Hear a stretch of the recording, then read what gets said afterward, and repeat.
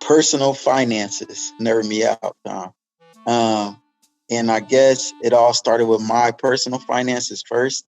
Like I said earlier, I was, to be exact, it was $210,711. And I won't say the change, that's too much nerdiness. But that was a huge mess. 4 years, 10 months later, me and my wife was debt free. And now that I've proven this plan, I want to share it with others. When you can figure out your why, you can do anyhow. Mental wealth became a 5-step process: purpose, plan, people, persistence, and the last thing was prayer. Welcome to the Improvement Nerds podcast, where it's our goal to bring together a bunch of improvement nerds in order to start an improvolution by providing people with a new tool set, a new skill set, and a new mindset. We're grateful that you're spending time with us today. If you enjoy what you hear, please follow our podcast and subscribe, because there's sure to be good content that occurs in these conversations as we nerd out. Money doesn't have a personality per se. It's the personality of the holder. So if I'm happy and I'm at peace and I use my money to sow seeds of good, that energy from me carried through my money goes to that person, goes to that organization. Now, on the flip side of that, which is why money is dangerous, you got people who are greedy, you got people who are selfish. So you're going to have some negativity stem from some money. Hey, Improvement Nerds, this is Tom. I'm back with another episode of the Improvement Nerds podcast. Today I've got a guest that I'm real excited to share with you, who will be talking about how your mindset is a critical asset when it comes to managing your own assets. So that's a nerdy word to say. We got an individual who's going to come and talk about financial well-being and talk about this topic that he's coined as mental wealth. So I'm going to allow him to jump on here with me and introduce himself. So ladies and gentlemen, I give you Jeremiah Reed. Jeremiah, thanks for joining us. Tom. Hey, no, thank you for having me. It's a pleasure being on the podcast. And I just want to introduce myself. My name is Jeremiah Reed. I am the author of the book Mental Wealth, which will be physically out in July, but you can pre-order now. A little bit about myself. Average person, kind of grew up in the area of Indiana, which is East Chicago, Indiana. Single parent household. Very great life as far as academics. I was a valedictorian of my high school. Went to the Kelley School of Business, graduated there, did extremely well. And all of that smartness, as I was a book nerd, led to some poor decisions financially. I ended up racking up $200,000 of debt, me and my wife. So then I found myself in like a rut. And I always had a passion for finances, but I guess I never really applied it to my life. So being a nerd, being a learner, I started studying people who are great at personal finance, and that birthed a passion of mine to kind of help set people free. Yeah, you and I, we have similar paths in some ways. I grew up in Lake Station, so I and my family lived there from the time I was in first grade to sixth grade, and then in the sixth grade we moved, and I then took up residence in Crown Point. But the region, not very many people, when they hear that, know what it is. And the people who didn't grow up there, they don't get the emotional response that people do. Like when you said, hey, I'm from the region, like automatically I knew your roots and my roots, and the values we were raised on were, one and the same, because in that area, it's a great place to grow up. You've got access to, Chicago, you've got access to the lake. There's a lot of things to do to keep your mind busy and to, allow a kid to be a kid. But, outside of being a kid there, that industry, at least when I grew up, the steel mill industry and whatnot, was suffering. So our parents, in large part, that was the work. That was the main employers, the economic driver of that area. So whether they worked there or they worked somewhere else, their jobs were likely impacted.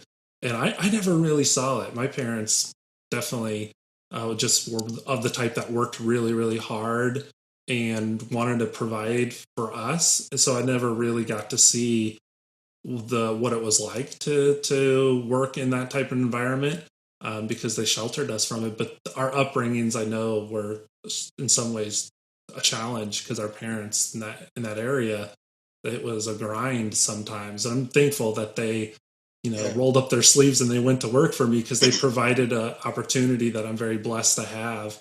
And but in that area, our upbringings was all about work hard, play hard. Yeah, absolutely. So I was raised by my grandparent for a bit while my mom was in college, but my grandfather worked at the steel mill for 50 years before he retired. And I seen the graveyard shifts and 14, 16-hour days he put in working in the scrap yard, coming home, getting right back up. So it's definitely that type of environment I remember as a little kid. Yeah, very gritty. Like that they would persevere. They never really showed, you know, their level of stress. You knew it was stressful, but they still went in and worked hard and served their organizations well and gave them the best work that they could in order to provide for us. So, like for me, I naturally come about wanting to do stuff to the best of my ability and to give everything my best effort because that's what I saw my parents doing. And I'm assuming that's your grandparents, your mother, with you being young, making the decision to go back to school, that was sacrifice. Those things weren't easy to do. So, I'm sure that left impressions on you as a kid and those things play out in your life now. Yeah, definitely. It really does. And I think that really birthed the passion just to be a learner, to be a book nerd per se. Because I don't know about you, Tom, but I wasn't for the grit. I seen how hard my grandfather worked, and I was like, nah, I really don't want that lifestyle for myself. And he encouraged me to go beyond and really, take advantage of school. Because my grandfather graduated, well, not graduated, I should say, but he dropped out of school in sixth grade. He left Tennessee, moved to Chicago, worked in a steel mill, lied on his application, and he was working. Should have been an eighth grader, but he was in the steel mills working. And back then, HR was a lot looser. You can put anything on your application. But yeah, it was pretty crazy, man. And he really pushed me to go beyond that. He wanted more for me than what he experienced. The exact same thing. My parents, it was unwavering that when we became older. So I'm of a family of five. It was very clear for my parents that you were either to serve your country by enlisting in the military is one avenue you would take, or you'd advance your education. And for me, my brother, he chose military. He's, after the military, he got his degree and he's now is working in the steel mill. He's their emergency medical response person there. So, his journey to advance his education looked slightly different, but that, investing in yourself, new knowledge was a touchstone for us. And my parents made sure we knew that that's the pathway that they were pushing us towards. And I'm thankful for their encouragement. My parents didn't complete their college degrees. I was the first generation to get the degree. So I'm thankful that my parents put that in my mind and that I could do something like that. And I'm blessed to have been able to go to school and to have met all the amazing people that I met while at university. Like they become in some ways like an extended family to me because I ran in school and I met people who had similar roots and different roots, and I learned, that life it looks different for a lot of people, and the best thing you do is to cherish that about those people and to cherish who you are and to show up and work together to, advance whatever goal you were working on, whether it was to win a race or place in the conference or coordinate volunteer efforts around your college campus. I just learned at school that teamwork makes the dream work in some ways. So thankful that that's where I was nudged. So Yeah. you're with us today, and we're gonna nerd out about your passion for helping individuals understand the importance of financial literacy. And you call this mental wealth. So I want you to tell us all about that. So I'm going to stage it here with the question, Jeremiah, what nerds you out? Personal finances nerd me out, Tom. And I guess it all started with my personal finances first. Like I said earlier, I was, to be exact, it was $210,711. And I won't say the change, that's too much nerdiness. But that was a huge mess. And I personally knew that I was too smart to have something like that happen. And I talked to my wife, we sat down, and I was like, hey, we're going to do the Dave Ramsey plan. But logically, that did not work for me. The snowball effect when I could have did Avalanche and saved money on interest, um, living extremely on rice and beans and things like that. I just wasn't 100% sold on the entire process. And so that's what led to me to kind of create my own. And so mental wealth was birthed to be like a holistic, principle based process for you to win with money. And it all started with your mindset because that was the first thing that clicked with me. And what I learned in school was when you can figure out your why, you can do anyhow. So those should be no different for your personal finances. And so we sat down, me and my wife, and we wrote our purpose out. We made it visible. We made it plain. We put it on the wall. Um, it was very important for us to understand why we wanted to get out of debt and why we wanted to be free because there was so much options out there, and we wanted better things for our children. So after that, it was very easy for me to create a plan. And my 9 to 5 job, I always been in management, so I had the privilege to work for large corporations, family-owned businesses. And one thing that I've seen them do is they had annual budgets, they had quarterly meetings. And why wasn't I doing those things for my family or myself? So I kind of mimicked my plan for a company, corporate company, and I found great success in that. And it allowed me to be more flexible, more nimble. I was able to pivot when needed because I saw the bigger picture, not just the month to month budget. I always knew the end game, and that was very, very big for me. It was a game changer.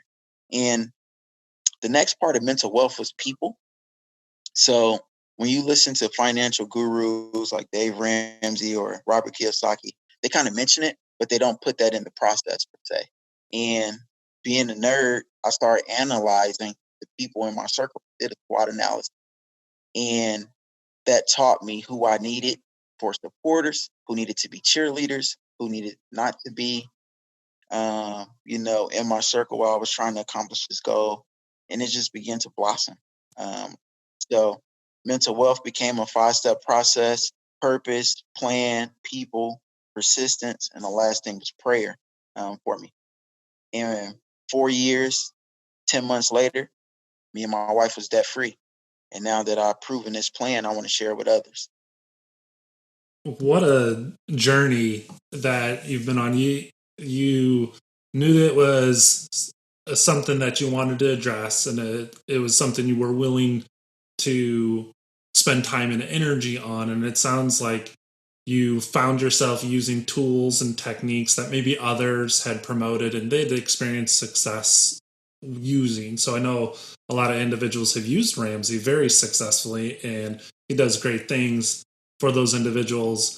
And he also knows it's not for everyone, and I think that's true of any approach, is that it's got to work for that individual in order for it to actually work. So it sounds like your first attempt, maybe even multiple attempts, you didn't feel the fit, and that uneasiness, that kind of tension between what the products were that were available and what you needed, created this amazing opportunity for you to fill that void. And it sounds like your creativity came in and allowed you to create something that worked for you, that wasn't really represented anywhere else. So a lot of people, when they face opposition like that, like, oh, this is good and it works for everyone, but it didn't work for me. Oh, well, I can't ever overcome this beast because the best in the market wasn't something that created success for me. So I give up. So kudos to you for being persistent and not giving up. And then also kudos for bringing your creativity to this process to say, well, I'm not giving up. I just have to find the way, my own way. And sometimes people do that and they do overcome pretty big obstacles. And they're like, okay, yeah, that was great. And then just stop there versus you've achieved. And now you're saying, how do I be a messenger of this? And how do I help others through something that I'd come up that has been helpful for me? So that's a servant's heart for sure, is to, take it and to put it out there and be open to however the world's going to receive it, because that could be pretty scary, putting ideas out in the universe, because oftentimes our ideas are incomplete or flawed or still kind of ugly. They're not really polished, they're rough around the edges, but we're putting them out there in order for people to help us polish them in some ways. And sometimes the feedback isn't always positive. So I know a lot of people who have great ideas never put them out there because they're afraid of how it's going to be received. So that's another part of what makes you special, is you're putting incomplete thoughts out there because you believe that those need to be present because people are facing challenges right now without the resources to actually be successful, and you're willing to take the risk to meet those people where they're at to help them. So that's huge. Yeah, thank you, Tom. Definitely very true. Yeah. So I know that getting yourself out there, you've got a book. It's coming out in July. I heard you say that. We'll make sure that we, as we launch this podcast together, we get all the links and the resources packaged so that people listening to this who want to find you have those connection points so that they can follow your journey and create relationships with you. But outside of your book, you're also doing a handful of other activities, and I want to kind of revisit those things. So right now, your current profession, you're in leadership within a workforce recruiting organization, and in our prep for this, you were sharing that some of the big organizations, specifically in distribution and supply chain right now, they're booming and they're hiring a lot of people. So you and your team, you're trying to satisfy that need. So I want to talk about that a little bit, but then I also want to talk about your webinars and what you're doing to continue to serve others. So let's talk about your current work. You're leading a team of recruiters and you're helping to recruit a workforce and place a workforce to satisfy this huge need in distribution right now, as our nation's facing a COVID-19 pandemic. And a lot of people are buying goods online and having them shipped to their home because you can't go to the store. So retailers like Target and Walmart and Amazon, they're recruiting in massive amounts right now. And you guys are trying to meet that demand. But tell me how you're doing that, but what you're doing beyond just doing that. Yeah, definitely, Tom. So I've been blessed. I work with a private company now, family-owned business, the Morales Group. Awesome company. And they gave me kind of the autonomy to lead the way I see fit. So one thing that I do is a little bit different. I want to make sure that my recruiters, when they're selling the position, whether it's Walmart, Target, or any client, we explain the numbers for them. Because especially during the crisis moment, what we're experiencing right now with COVID-19, people are more prone to just be desperate and take anything. But in the process of taking anything, that might not be the best thing for them. Financially, it might be stressful, 45 minutes away, but they're going to say yes because they are fearful and they don't have anything. But I want to make sure my recruiters do the homework on the back end, and then on the front end, present to the potential teammate to work with us all the cases so they can make an intelligent decision, not a fearful decision. And hopefully what that does is not only impacts them financially, but also sets them up to rebound after this crisis is over, or leverage this job they have with us to get to a better job, ultimately a career. And I think it all starts with making smart decisions.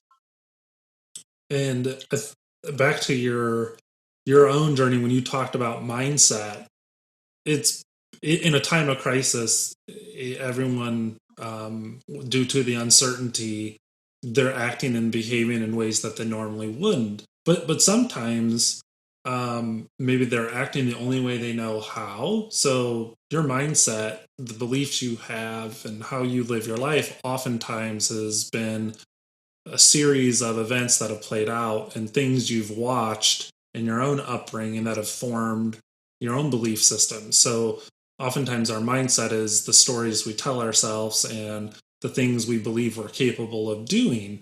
So that even absence of a crisis, there are people out there who have in their upbringing, seen things or experienced things that have caused them to limit the beliefs that they have about their own abilities. So that's one piece of this, is this mindset. It definitely is important during time of crisis, but it's important all the time to assess, how am I showing up? What do I think? What are my beliefs? What are the things I value? And how do those impact the next step I'm going to take? And so many individuals play small because that's all they've ever seen or known, and they don't have this ability to get out of their own way, and those limiting beliefs can really force them to make these decisions that get them in situations where it's not ideal.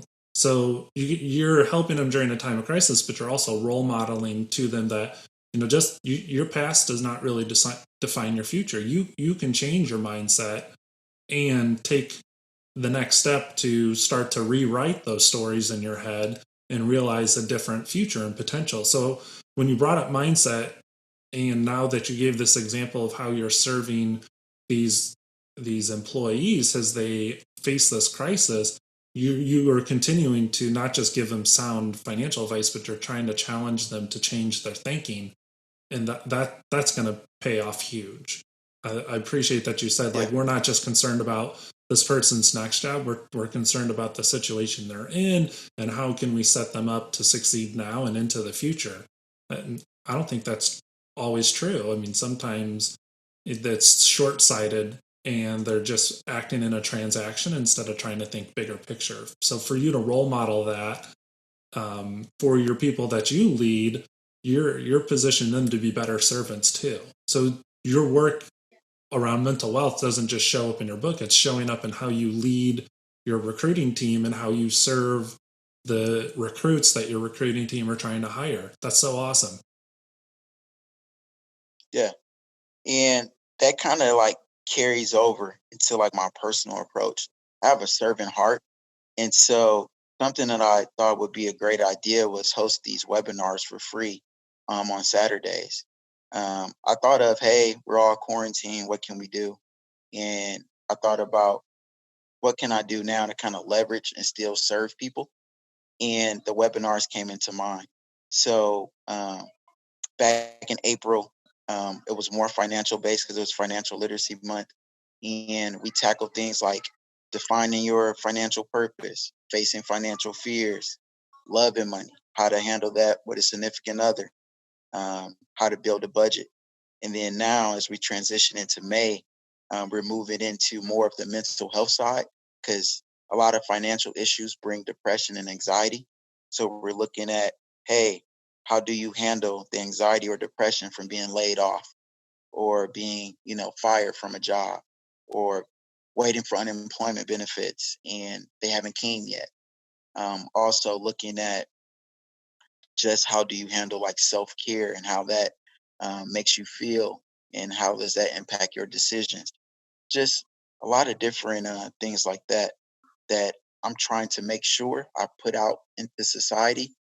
I might not be able to help everyone, but if one person tunes in and they say that they were impacted in a positive way, I feel great about that. I love that energy, because a lot of people who have a story to tell, they have become so accustomed to telling those stories and face to face type exchanges, and their storytelling has been really strong, and they're artistic, and they have a great gift, that because of this transition to where we can't be together physically, they're not really taking their stories and finding a way to continue to tell them when we're virtual.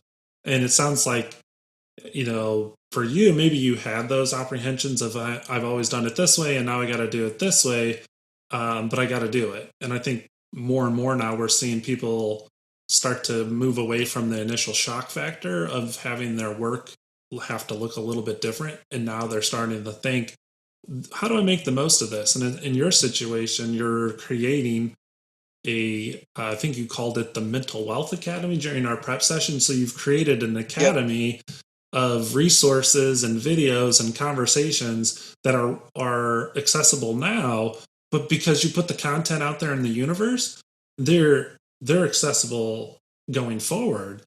And your impact isn't just who encountered them right now during this time in the world, and the snapshot of all the challenges we face today, but they're out there for people when they need them. I was on another episode, and it was either me or them who had said, when the student is ready to learn, the teacher will arrive. And I think for right now, if people aren't in a position where they can have these conversations, I totally get it. Like, there's a lot of uncertainty, and maybe thinking about this stuff would put certain people over the edge. But there are certain people who are ready to embark on this journey, and you've got it out there now that you can be their shepherd as they walk it. And anyone then who benefits from it, they're going to help promote it to the next person and the next person, and you've got this flywheel like effect. So I think the amount of energy you're bringing to the challenge to say, I'm going to put it out there and we're going to serve people in this way, is the right mindset to have when you're facing uncertainty. Is, find the next way in which you can serve. And if you look at it that way, like, how much can I give, that's going to be very motivating. And definitely I can see that at play in the way that you're showing up right now. Is, I want to continue to serve. What's the best way I can do that? Yep, definitely. And I believe everyone, and that's the beauty of personal finance, because once you figure out all your cylinders and you get to rolling consistently, you have so many options, and it opens up so many doors, either for you to invest in yourself and your passion and your gifts, so you can pour that back out into the world, or it just opens up avenues for you to bless people and help other people reach their potential. Yeah. So it's a real big deal. Personal finance is really the glue to everything. I am getting there myself. So, has my upbringing, we shared that we both grew up in the region, was likely very stressful for my parents. And we didn't come from much, but I know we came for a lot more than what other people had in that area. So I'm very thankful for that privilege. But because they never talked about it, I didn't know much about money, so I made up stuff myself. And in some ways, and I think a lot of people probably did this also, in some ways I told myself that money was bad, and that was somewhat, that's because I lacked the information to actually make an informed decision about what money was. And then when I was most impressionable during my years at school, we had the economic downturn because of poor financial stewardship and corrupt business practice. So then I even started to resent money even more because of what it did to the housing economy and what it did in the insurance and banking industries. Like, I just told myself I never wanted money. And then somewhere along the way I encountered a book that challenged the way I thought about money, and then I think this is probably something that you would agree with, is they said that it's the exchange of energy between people. So how do you, for you, talk a little bit about how you define money, and just revisit real quickly what you can do with it. Yeah, definitely. Similar to you, I ran across a book called Happy Money. And in this book, it discussed, like, money doesn't have a personality per se. It's the personality of the holder. So if I'm happy, and I'm at peace, and I use my money to sow seeds of good, that energy from me carried through my money goes to that person, goes to that organization. Now, on the flip side of that, which is why money is dangerous, you got people who are greedy, you got people who are selfish. So you're going to have some negativity stem from some money, but that's not all money. And what we have to be careful is our mindset about the money, that we can't have a poverty mindset, and we can't have a selfish mindset, and we can't have what I call a hater mindset. And that's when you just like hate money because you think it's evil, like everything is bad. But in reality, you need money. Money is a good thing. I remember the first time I was able to kind of help a homeless person. It wasn't much, but I gave them $10 and they were extremely happy. That made me feel good. It made me want to do it again. But in order to do that, I had to generate more money. And so it clicked in me that day like, hey, money is not what people make it seem, it's what you make it seem. And you control that definition. And I believe that it's that transfer of positive energy if you're the one doing good with the money. So that's my take on money. And when I coach families or individuals, I try to create that happy mindset, that giver mindset in people so they can see the goodness of money and not focus on the scarcity of money. Because when you think money is scarce, it's not a lot of it. You hoard it, you become very tight with it, and you really don't experience money for the goodness when you do that. Yeah, I love everything you just said there. And I think what you're doing, the service you're providing, is very necessary because a lot of people do fear money or resent it. And because of that, they can find themselves in situations where money becomes a bigger problem had they chose to manage their relationship with the money and realize that they have the ability to make it better and to do good things through it. And I think individuals who found themselves in financial situations due to borrowing excessively or things completely out of their control, such as a medical event that has caused bills or whatever. There's situations in which the financial mountain gets unbearable, but you're never going to scale it if you resent it. You're going to have to take and say, I'm the master of this and I can redefine this relationship and I can control this part of my life.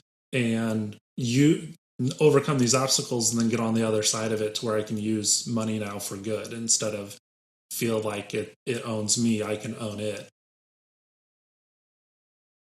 Exactly. So thank you so much. So much good insights were provided during this conversation, and probably too many ways we've discussed in which people can follow your journey. But so I want to revisit those because we haven't like packaged them all and said, here's how you can find me. So individuals listening to this who want to find you, let's put it back out there how they can do that. Yeah, it's really simple. So I got a website called jeremiahreed.com. So literally my name, JeremiahReed.com. There you can find information about the book. And also too, I got some free resources for people as well. And then also too, I'm on LinkedIn as Jeremiah Reed, and I'm on Instagram as mental_wealth_advisor. And then Facebook is just Jeremiah Reed. So just look for Jeremiah. I'm always open for DMs or anything. Comment on a picture I post. I make sure I talk to every single person. I'm just a regular guy. I'm not a guy way at the top. I'm a guy that is also at the bottom. One quote I want to leave just for people to remember, even when you cross the barrier and you become financially free, is even though you might be at a pinnacle or high point in your life, don't lose the common touch. It's a lot of people out there that aren't there yet, and you have to be patient with them. You have to practice grace, and it's my mission to help them. And for you, that might not be your call, but just be patient with them. Yeah. What a great way to bring this episode to a close. And I hope that people listening to this, they start to believe that they're capable of changing their relationship with money. And if they need a partner in that, I hope that they reach out to you, because it's obvious that it's a passion of yours and you're going to approach the situation with them as they need you to show up in their life. So what a great resource. And thank you so much for being our guest. I can't wait to watch how this episode is received and how individuals partner with you to do some things that maybe they didn't think were possible. All right. Thank you so much for having me, Tom. It's been great. Thanks for tuning into this episode with Jeremiah and I. I am thankful for him coming on to this episode and sharing his insights about the importance of focusing on your mindset in order to better manage your money. I can't help but think about how that same principle applies to organizations. It's obvious that organizations are facing unique challenges right now, with the COVID pandemic causing unprecedented pressures on individuals to be more financially conscious and careful with how they're spending money. It's very easy in an environment like that to be short-sighted and just be thinking about what's going to be happening in the next 3 to 6 months and maybe at most a year. But we need organizations to be thinking more long-term, to be visionaries, and to be trying to help us through their services and through their products and the attitudes in which they carry themselves. I believe that if individuals at the top of those organizations who make these budgetary decisions are fearful right now and are short-sighted right now, that energy is going to carry into the way that they make their investments and how they spend their money. And those things could be problematic. We need leadership right now. We need individuals who are not fearful, but in some ways are looking for where the opportunities exist within these current challenges and are willing to take risk and to make investments to turn those opportunities into action and those actions into benefit of the greater good. I hope that this episode has caused you to rethink your relationship with money. Whether it is your individual budget or your organizational budget, please understand that if you can think positively about how that money can be invested to create good, it will.